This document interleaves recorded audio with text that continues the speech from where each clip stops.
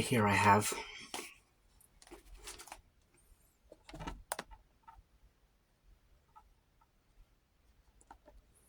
corned beef, tomatoes, onions, rice, garlic. It's all been fried together. I got crushed red peppers up there too. And it looks delicious.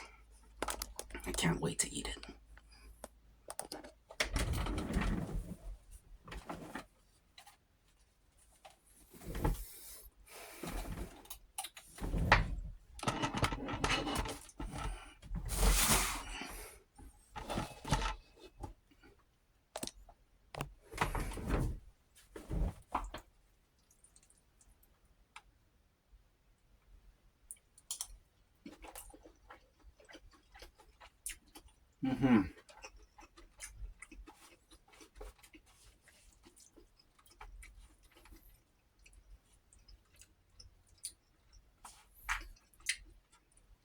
I filmed a shaving video yesterday, and then I accidentally deleted it.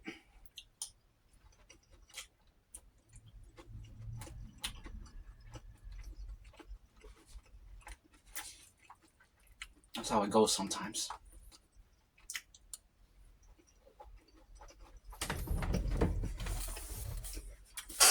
This right here,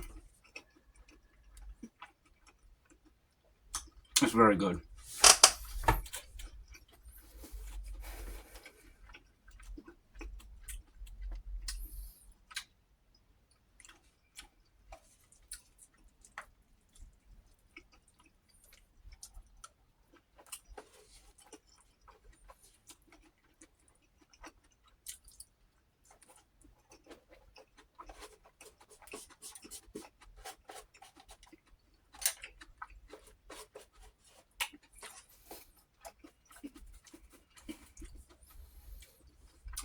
Last night,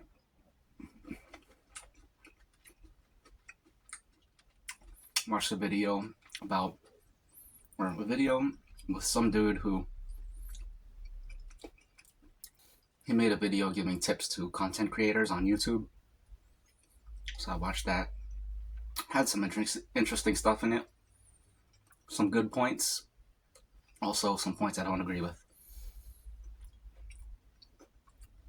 No need to get into specifics. But then I watched some other things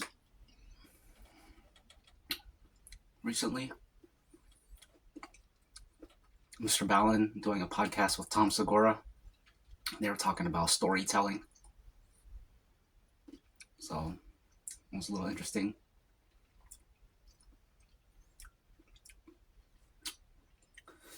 I think about, even though they're talking about storytelling, it's not just about storytelling because it overlaps with content creating because they're both content creators. So by understanding storytelling, you understand content creating too. So that's why it was interesting. But no need to get into specifics with that either. And then there was another thing I watched which also related to all of this. This one dude, his channel is called Man Carrying Bag. He is a very meta channel.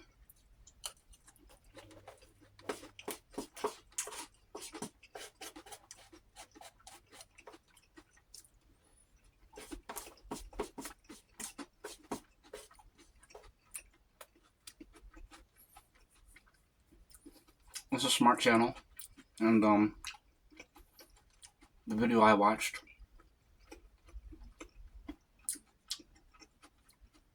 he was weighing in on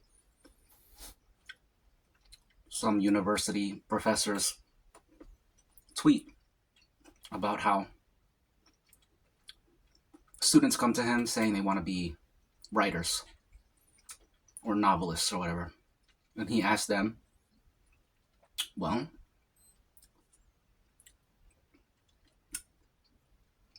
name me some of your favorite authors. And a lot of them can't. And the tweet was him sort of venting about that. Quick side note, it reminds me of the meme, name 3 songs. You guys know that meme? Whenever whenever an artist dies and everyone's all sad, they post that meme where it's like, oh, you're sad? Name 3 songs. Same with movies. But anyways, what was I talking about? Oh yeah, this professor ranting about college students who want to be writers and they can't name their favorite authors because the fact of the matter is they don't read. They don't read. They want to write, but they don't read. So he was ranting about that. And Man Carrying Bag, he was weighing in, and he had a very solid take. You never see solid takes like that anymore.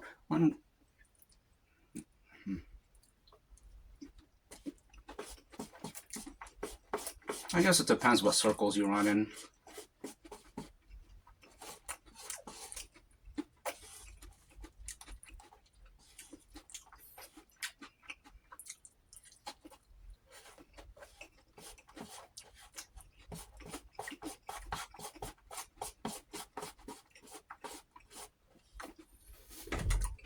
But bringing it back to content creating,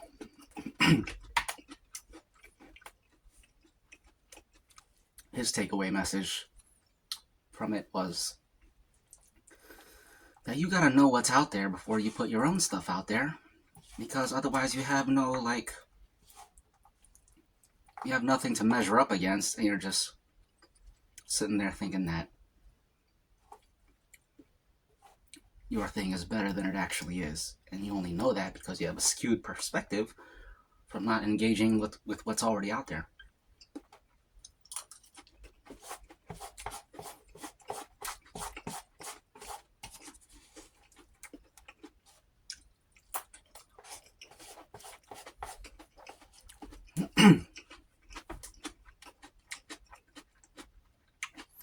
So I think about all these things and how they relate to content creating in general. What works and what doesn't.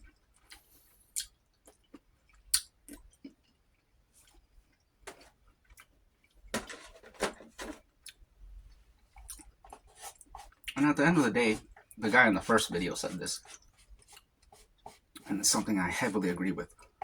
Nobody really knows or can predict what's going to blow up and what's not. People like to think they have a good handle on how it works, but nobody really knows. Everybody's just getting lucky.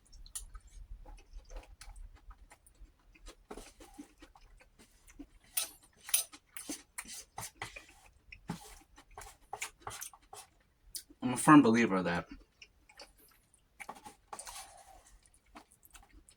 quality, in terms of like YouTube videos, quality does not equate to numbers. It's totally random.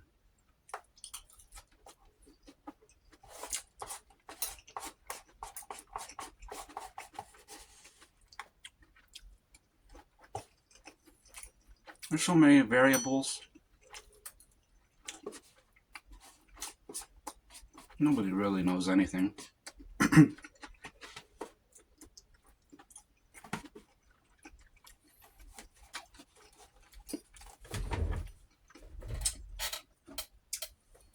This is delicious.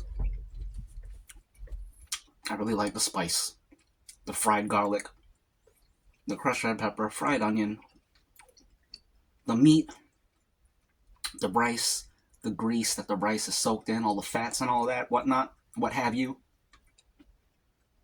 Good stuff.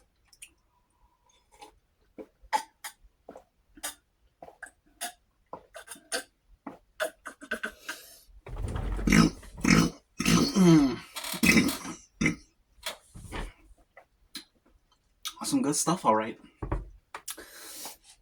Let's continue.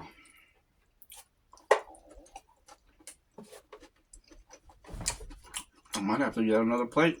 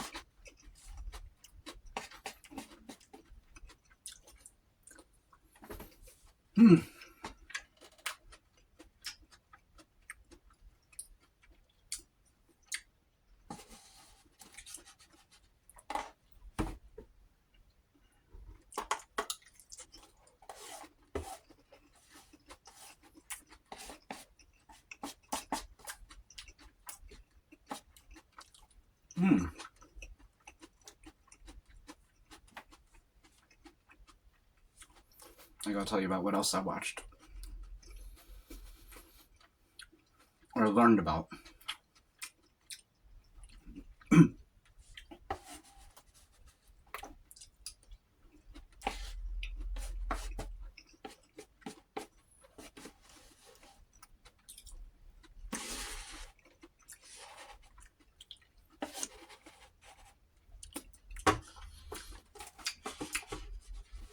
Maybe I should get another plate so I can eat while I talk to you about this story I learned about.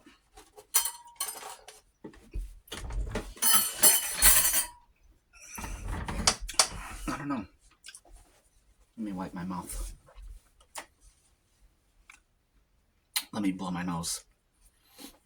So there was this pilot in Mexico. I forget the year. I wish I didn't forget the year. Year's important. Excuse me. Anyways, this pilot. First of all, back up. Can't remember where I saw it first. But Mr. Bowlen did a podcast. His guest was Tom Segura, the comedian. That dude's not funny at all, by the way. And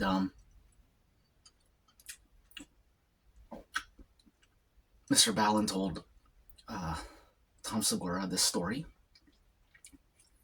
Joe Rogan mentioned it on his podcast too, because he watched the podcast and he told other people to watch it. So that's how it kind of it got more exposure from that. Anyways, this Mexican pilot, he goes up into the sky. A fog comes in. He doesn't know where he is. He tries to climb a little bit to get out of the turbulence. Excuse me. Excuse me. Excuse me. And he basically loses consciousness, I guess. There's like a block of time, a whole 2 or 3 hour block, 3 hour block of time missing from his memory. And in that time frame, his plane appeared circling over this area that was 3 hours away from his departure point. And the amount of gas he had in his gas tank didn't make sense. He still had like 3/4. In order to get to where he was, he would have had an empty tank of gas. So there's no physical explanation for how he got there. A common feature in alien abductions, by the way. People get abducted, show up somewhere where they could not possibly be. It's physical. We don't have the technology to transport them there that fast, and yet they're there. It's another case of that. Anyways, this dude appears over the skies. The air traffic controllers spot his plane on the radar, and they're like, who's this? Where'd you come from? What's going on? Blah, blah, blah, blah. You just showed up. What's going on? The pilot starts speaking back. This is the guy that blacked out. Except it's not really him. All of this happened during the time where he was apparently blacked out. The pilot starts speaking, and the words coming out of his mouth are like, it's as if someone else is speaking through him. And they're saying like, this is the pilot speaking, but it's not him. We are using him as a microphone because your technology is too primitive for us, blah, blah, blah, blah, blah. Anyways, apparently the gist of the message was that the human species is in danger of destroying itself due to weapons of mass destruction, and it's basically a caution to humanity from whoever that was. dude regains control of his consciousness, and he's like, what's going on? Where am I? Blah, blah, blah. Air traffic control dude comes over the communications comms, and he's like, first of all, are you alone on the plane? And the dude is like, yeah. Why? And the air traffic control dude sort of fills him in on what's been going on, tells him to land, and then they'll debrief, interrogate him or whatever. And they'll try to sort things out. So he does that. I believe, what is the equivalent of Mexican intelligence? Yeah. Mexican intelligence officers write their reports or whatever, ask him questions, and they sweep it under the rug. The government sweeps it under the rug, and all accounts of this are just in some obscure library in Mexico. Excuse me. Excuse me. And like, the story is known in Mexico, but the transcripts of the conversation between the air traffic controller and the pilot, those transcripts have they're sitting in a library, and you have to write a letter to the government and get special permission to view those those transcripts. And Mr. Ballin did that. Mr. Ballin and his team. So that's how they acquired this story and put it on their channel. So the way they got the story is a cool story within itself. It kind of gives a little bit of credibility. Well, depending on who you are, you might think that gives a ton of credibility to it. But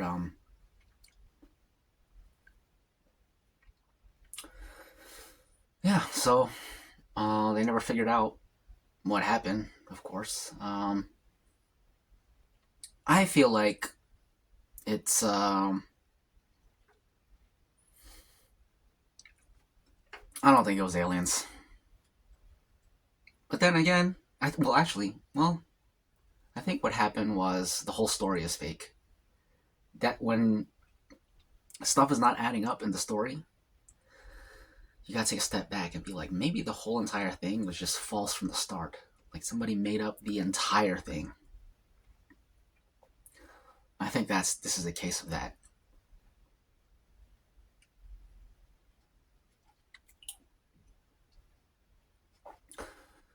When he told on the podcast with Mr. I keep wanting to say Mr. B. Allen because that's actually how it's pronounced, but I'm trying to keep things consistent, so I say Mr. Ballin. Anyways, Mr. B. Allen. What was I gonna say? Can't remember now.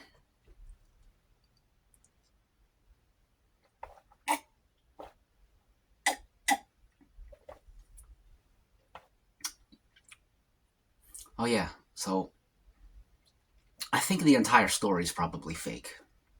Oh yeah, what I was gonna say. On the Mr. B. Allen podcast, where Tom Segura was the guest, Mr. B. Allen asked Tom Segura what he thought of the story, and Tom Segura was like, I think it's just a schizophrenic dude with mental health issues, some kind of disorder, split personality, whatever. And I lean toward that too, but that doesn't explain the gas tank, him appearing 3 hours away with 3/4 of a gas tank. That makes absolutely no sense. So even if he's a schizophrenic dude, that part makes no sense. So that doesn't explain that part, so therefore that can't be the full explanation for it. But what is the full explanation for it is that the entire thing is fake. So that's where my head is at on it.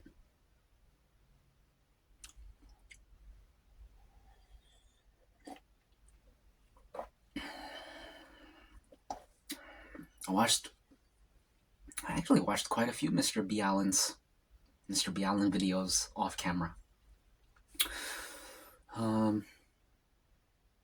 There was one about this creature that was attacking a South African village, and like they created their own folklore around it. And excuse me, I think they called it the beast or something. Not the English word, but their South African dialect. Their word for beast, they called it that. And it was described as like a giant, as like a very big dog, but with human-like eyes. And it would attack people and maul people. I think over maybe 14 or 40 people were injured or killed by this thing. And a lot of people saw it. And nobody knows what it is. They just call it that creature, the beast.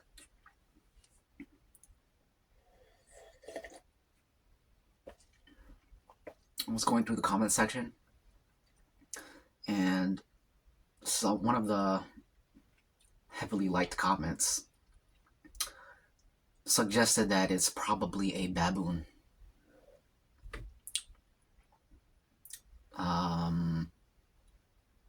Because based on the description, that is what baboons look like. That they act like that.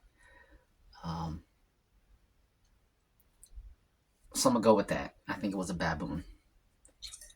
And also the baboon is native to that area where that village is. So probably was a baboon, but who knows?